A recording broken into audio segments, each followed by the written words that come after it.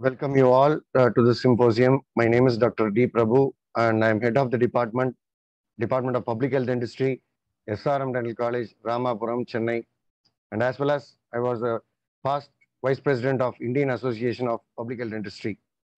So today, my area or title of the talk is about epidemiology of dental caries. So in this talk, I'm going to focus mainly on the epidemiological trends from local to globe and how the caries have been initiated and how it has been progressed and what is the scope in future. So what is epidemiology? Actually, epidemiology is the study of distribution and determinants of health related states or events in a specified population and the application of this study to control health problems. So epidemiology is one of the most useful fields where we try to analyze and that the data which is available for us will be useful for total prevention or even eradication of that problem. So epidemiology is called as upon people science. So epi means upon, demo is people, and logi is science. So coming to, as usual, this one, everyone will be knowing that about the dental caries definition. Dental caries is a complex disease defined as a progressive, irreversible microbial disease affecting the hard parts of the tooth exposed to the oral environment, characterized by demineralization of inorganic constituents and destruction of the organic constituents, thereby leading to a cavity formation. So now let us start our talk from prehistoric times. So there was a study by Pickrell in 1914, and it was an historic study about the prehistoric origin and about is there any evidence in those prehistoric times about dental caries or not. In Pithecanthropus, or earliest known direct human ancestors, there was no evidence of dental caries was found. And next, coming to the Rhodesian man. So a skull, an individual skull of a Rhodesian man was studied, and the same study was being reported in Pickrell in 1914 in his great historical study or the scientific paper which he has published. He has seen an extensive caries which was found in one skull of Rhodesian man. Then, Offnet race of Europe, caries was found nearly in 50% of the skulls what he has studied. Next, Krikos, 1935, reported an alarming rise in deterioration of teeth in Greek adults. In 2013 BC and in 1700 to 300 BC, no caries was found in Greek adults. And in 17,000 to 300 BC, there was 10% of teeth affected by caries. And recently, 48% of teeth is affected by caries. What does this say? Actually, what is BC? BC is nothing but before Christ. Everybody knows that. It is somewhere around, now we are in 21st or 21st century. So roughly around 2,000 years back, that is 2,000 years back. And when we see this one about, it is about 4,300 years back, because from BC, another 2,300 years is gone back.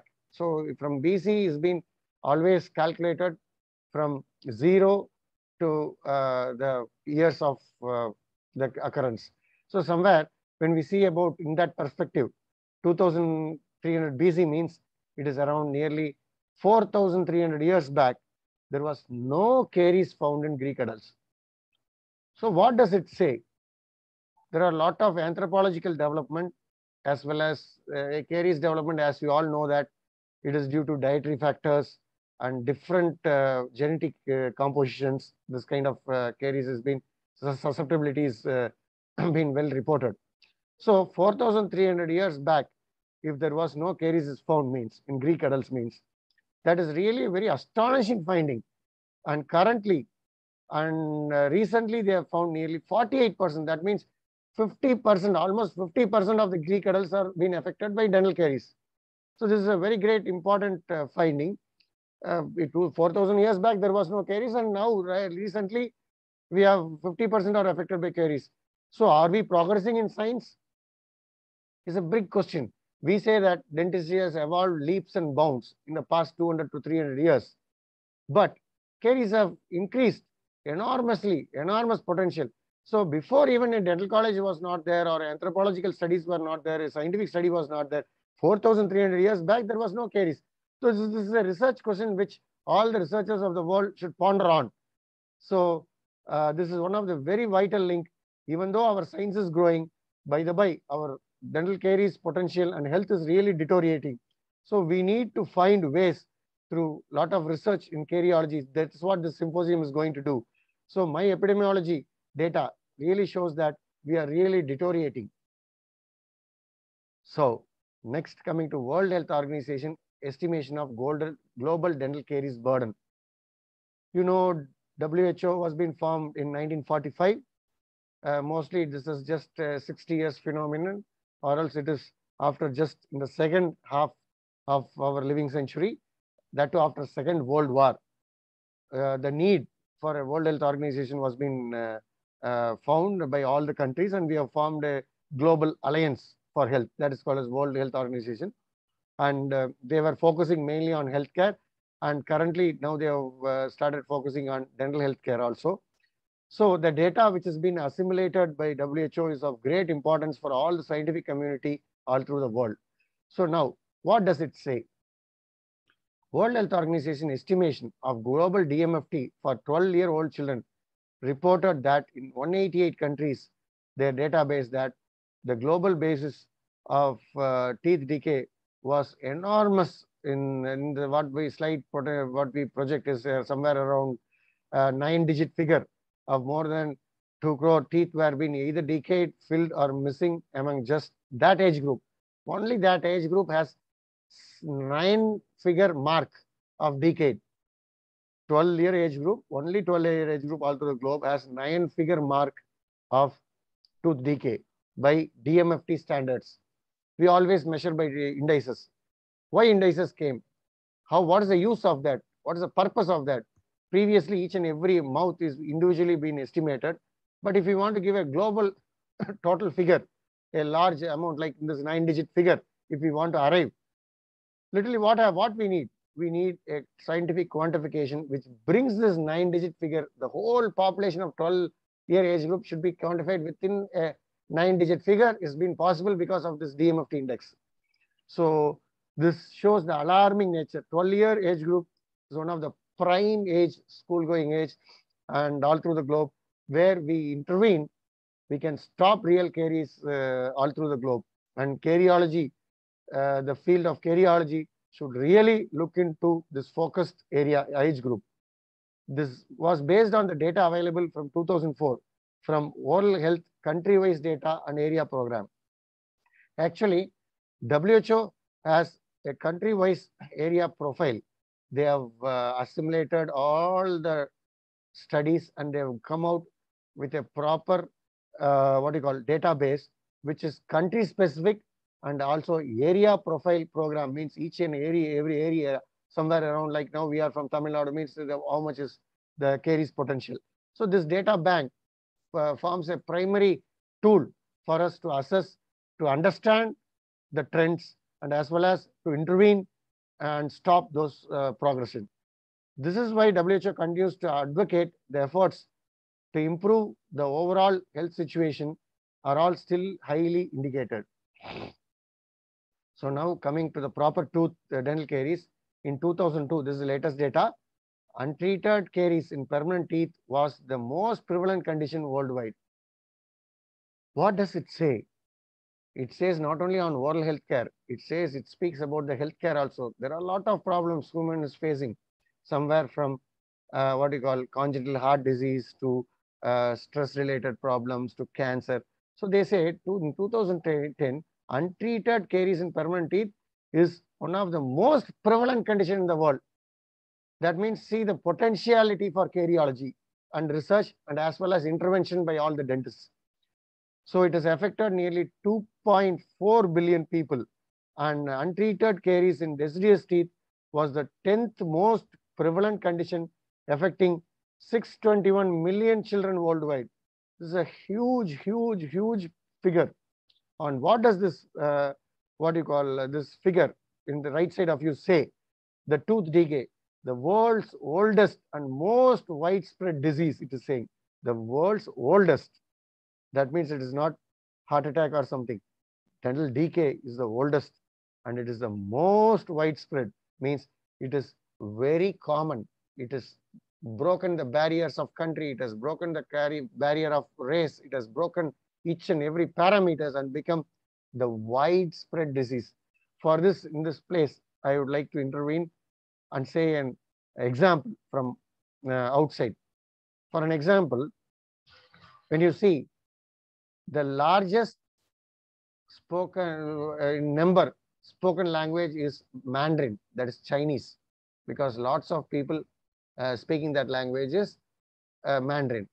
But what is the most widespread language? It is not Mandarin, it's not Chinese, it is English. Even though the quantity of people, the number of people who speak English language is lesser than Mandarin language, but English is considered widespread. The reason is it is widespread all through the globe in each and every pocket. So if you know English, even though it is Mandarin has been largely spoken, even if you know English, it's a widespread language everywhere, every part of the country. You can navigate the world. Similarly, the most widespread, and of course, I think so, it's one of the oldest and most prevalent disease also might be this dental caries. So it's considered as the most widespread, which really needs intervention. So the global age standardized prevalence and incidence of untreated caries remained static between 1900 and 2010. So what does this say? Untreated caries means we never intervened. From 1919 to 2010, we have data. So it is about 20 long years or 2 decades. The remaining, what does it say? The untreated caries is same. That means we didn't do any kind of intervention. We didn't take it seriously. We didn't take it seriously even the global level, or we didn't take it seriously even in the local level. So it deserves attention. There is evidence that the burden of untreated caries is shifting from children to adults, with 3 peaks in prevalence of ages from 6, 25, and to 70 years. What does this say? That means this data also shows that children are the new incidence, we can say. Incidence is nothing but new cases. That we can say children. But when the prevalence is about not only incidence, it's about the current position, status. That shows that if it is shifting from children to adult means when they were children, that disease got initiated, but we never took care to get it treated. So that is really become a major problem in adults also at an age group of 70 years when that person is going to almost die. That means his age is going to, in a very ripe age also, untreated caries are left out, means we are not even in the cariology field or in the scientists or else in the intervention dentist or else the public health arena or the government sector, which is really responsible to do something on this, is not doing anything on this area. So it is an alarming call. Let us really ignite and change. Let's start towards positivity. There were considerable variation in prevalence and incidence between regions and country. Of course, I'm not saying that all the countries and all the regions are same. Of course, there is some variation. That means certain part of the world has addressed and certain part of the world has not. So coming to the trends in dental caries now, coming to the proper question of trends in dental caries, there is no clear tendency for the future global prevalence of dental decay in the older population. So what does it say? In many developed countries, decay prevalence has decreased during the past 25 years. The best part is 25 years, only developed world has shown decrease in dental decay. In developed world, according to me, the caries prevalence should be more because they go for more refined foods. But of course, they have shown it decreasing trend because they have more money. They have more with the well-trained manpower. So they have more chances to act upon. So when we decide in this point, when we decide about developing countries and underdeveloped countries, the situation is literally bad. But the good news is developed countries with some kind of intervention has shown in the past 25 years some amount of decreased trend. So global caries prevalence in the past decade appears to have increased, particularly in low socioeconomic groups and as well as in immigrant children. This is known from Bagriman et al. In 2009 from his study, from their team study, we came to know that it is increasing in low socioeconomic groups, not only low socioeconomic groups. In the low income countries, it automatically reflects in the low income countries and in middle income countries. So in the previous slide, we saw that in developed countries, it is decreasing, but in low socioeconomic countries, the trend is really very alarming, which we really need to ponder on. So in the countries like United States of America, let us let us take one example. Always they say that US is a state, is a country for flourishing opportunities, a land of opportunities. That's why all our IT people, information and technology, manpower, and everybody are racing towards gold mine. Means they are looking towards a land of fortune, a land of opportunity. They say it is America, but in future it is going to be in the countries like India and China. But currently, as US is a kind of fortune country, let us see the data. In US, the prevalence of dental caries in seniors remained unchanged, but untreated decay has overall decreased from 1988 to 1994 and from 1994 to 2004. You can ask me a question. Why, sir, you are saying about 1988 to 1994 or 1994 to 2004? Yes, it was proved by a study done by Dai et al. And his team in the year 2007. So it's a good news for all of us that the untreated decay, at least it is decreasing in a developed country like United States of America. So now, next, see the data about Canada. In a 38-year period comprising from 1970 to 72 and 2007 to 2009, the prevalence of coronal caries for those aged 60 years and over has increased from 91% or 92% to 100%. But severity has dropped. This is just, don't worry, and this is only about coronal caries. I'm not speaking about general caries data. And it has really increased, and that is a point to be noted. And we expect such kind of data for all the countries. It will be very much valuable and useful for public health personnel as well as other general dentists to intervene and stop the progression of dental caries. So now we are speaking about a 10 years longitude cross-sectional study, which has been happened from 1987 to 1997. I think it's a longitudinal study, and I think it has been put as a cross-sectional study because at that point of time in 97 they could have assessed it. And it's about the elderly population in Sweden. What is the difference between Sweden and US? There is a great lot of difference. US is considered as a developed country, but according to all the statistics, the real developed country are the Scandinavian countries, not US. What are the Scandinavian countries? They are Norway, Sweden, and Finland. Denmark. Those countries have, in each and every parameter, they have progressed. They have less population. They have less resources than US or any other large countries comparative to Australia or US. But still, they have progressed very well in each and every parameter. So they are considered really the developed country. So let us see the data about. So in Göteborg, Sweden, it has a dental university also, of course, and it was been one of the famous centers for research. The study has shown that 95% of the participants had developed at least one caries lesion in that period. What does it say? The study was being done by Fure in 2004. And what does it point out? It points out that at least in 95% of the population, at least one caries is there. So only 5% of population in such a developed country is caries free.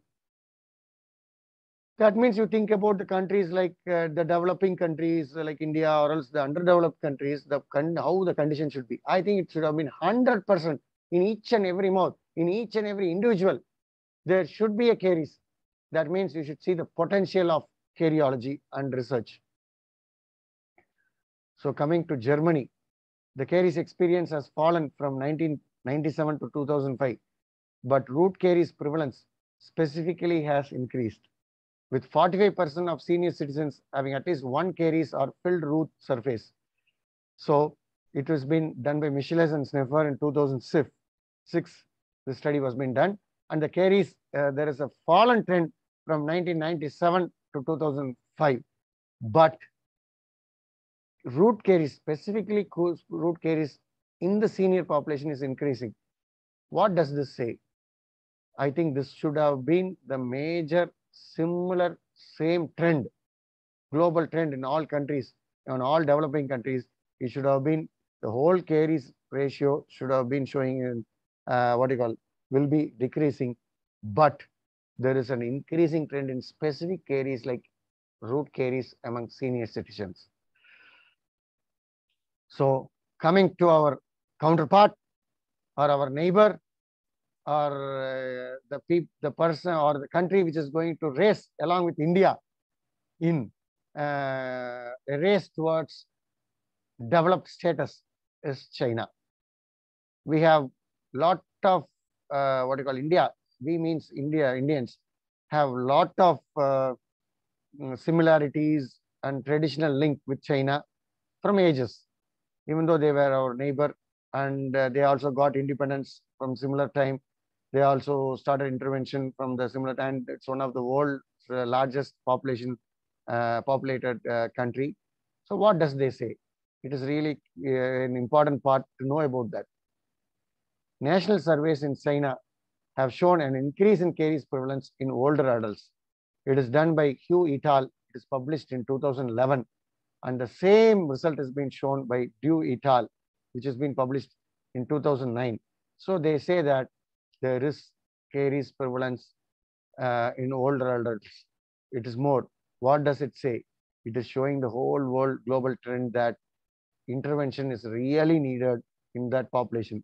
So it shows that data from China to US, we really need to act upon.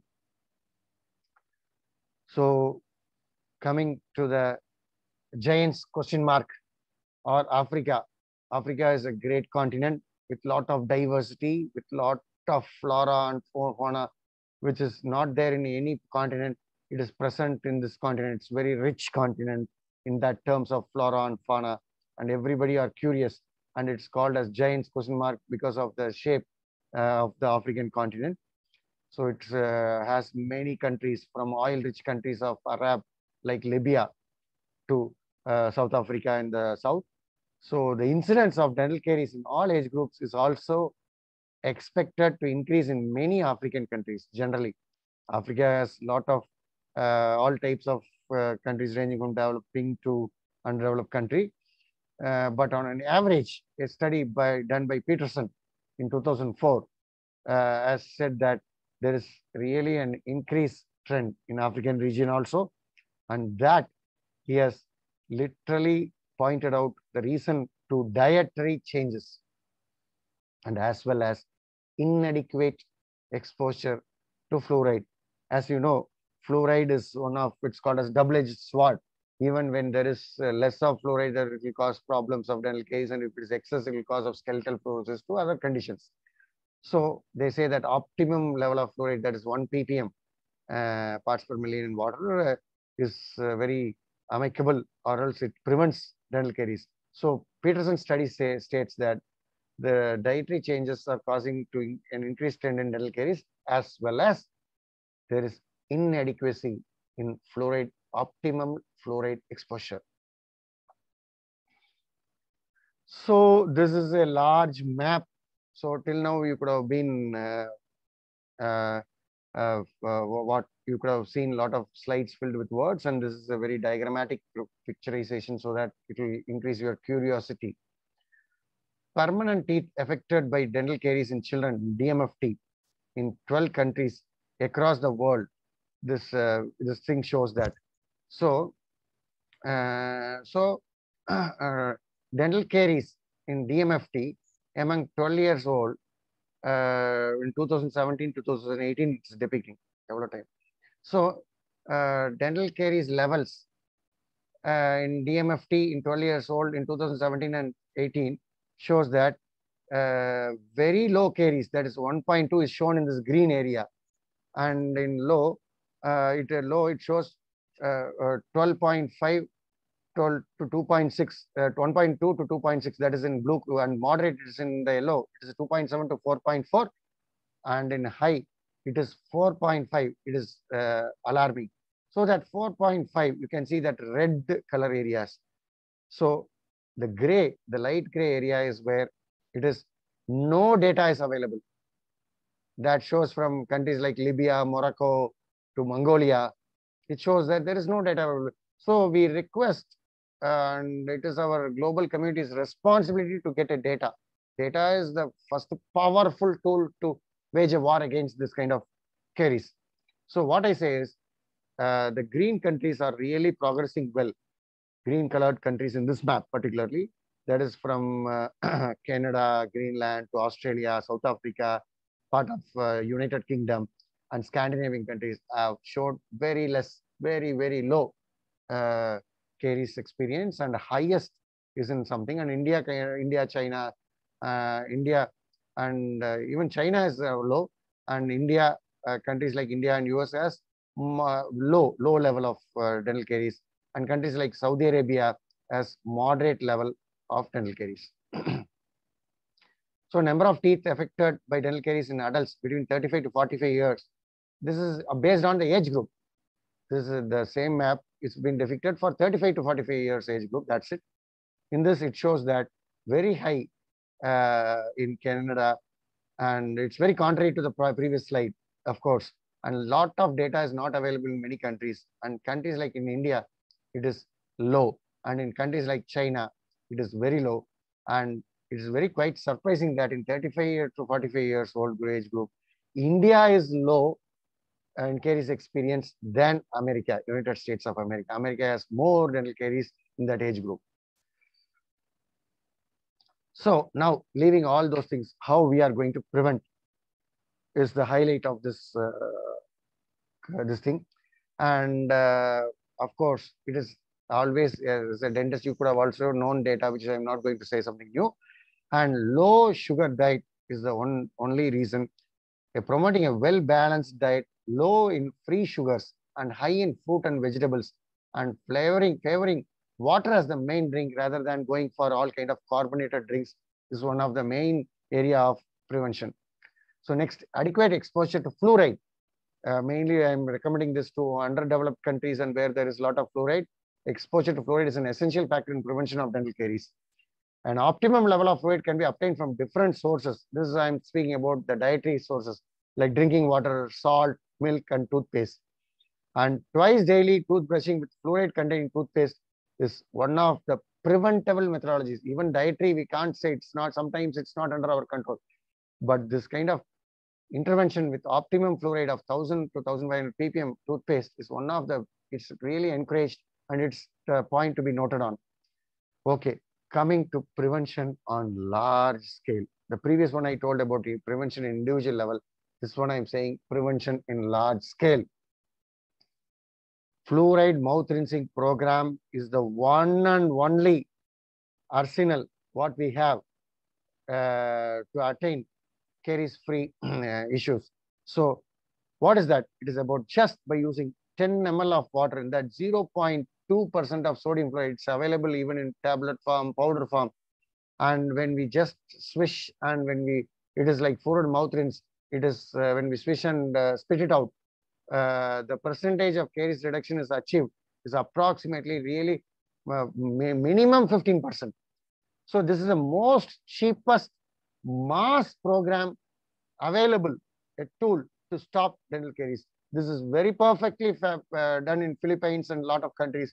So this is a program which I recommend personally in a large scale with lesser economics and with greater impact of potential. We have also submitted this project to Tamil Nadu government in India, and we expect the Indian government to take this up in a large scale and all through the globe. This is the only solution which is large scale, like less economical, and as well as giving greater potential of prevention. Then again, coming to the next part, it is individual level.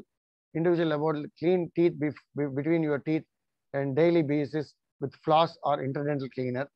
This is for individual personal health care. Next is about go to dentist who can seal. This is a prevention, which you can have a visit to 6 months once to the dentist, and so that there can be a preventive sealant available. Next. So coming to the lifestyle changes can be promoted by dental and medical professionals. That is very important that we kind of public health professionals are supposed to do that. Next, eat nutritious and balanced meals and with limited snacking. Visit your dentist regularly for professional cleanings and oral examination. Mainly oral hygiene, main is prevention is about oral hygiene part. Next, lifestyle changes. Other than that, oral health needs to be linked with general health. Oral health is part of overall health. Oral health can impact your body and mind. You know that mental health, toothache, diabetes, pregnancy complications, respiratory disease, stroke. Early care means less pain, lower expenses, and less harm to overall health.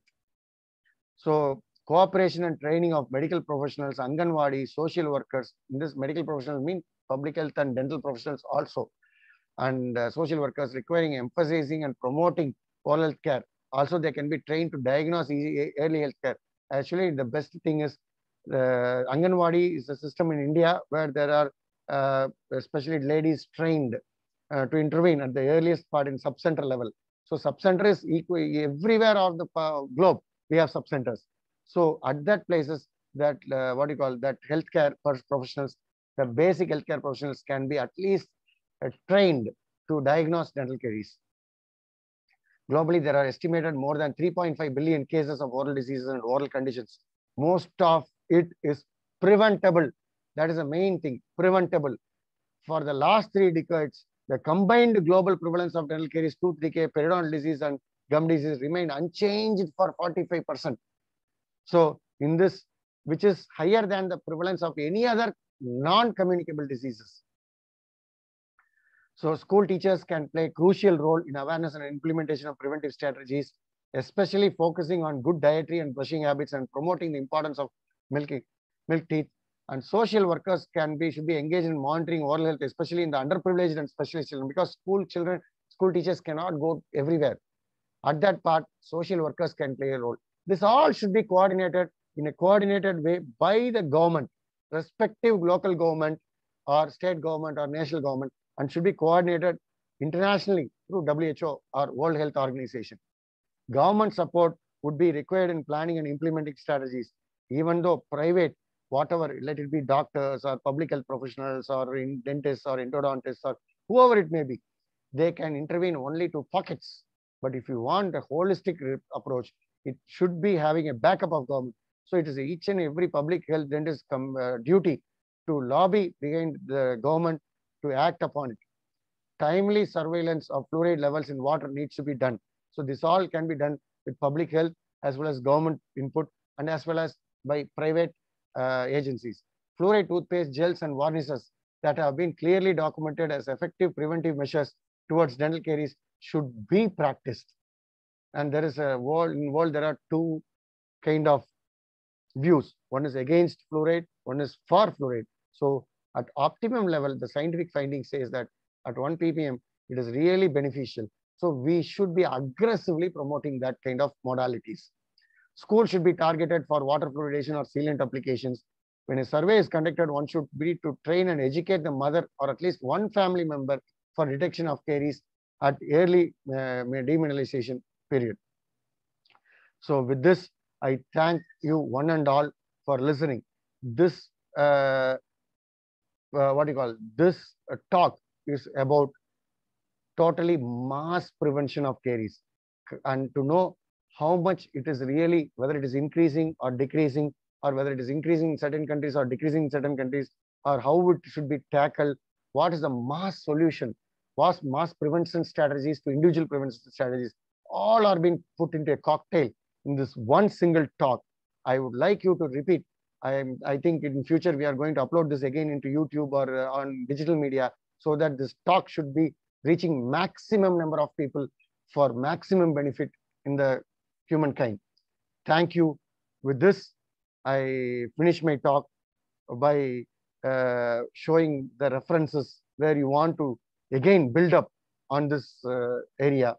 So as a public health professional or preventive professional, prevention is always better than cure.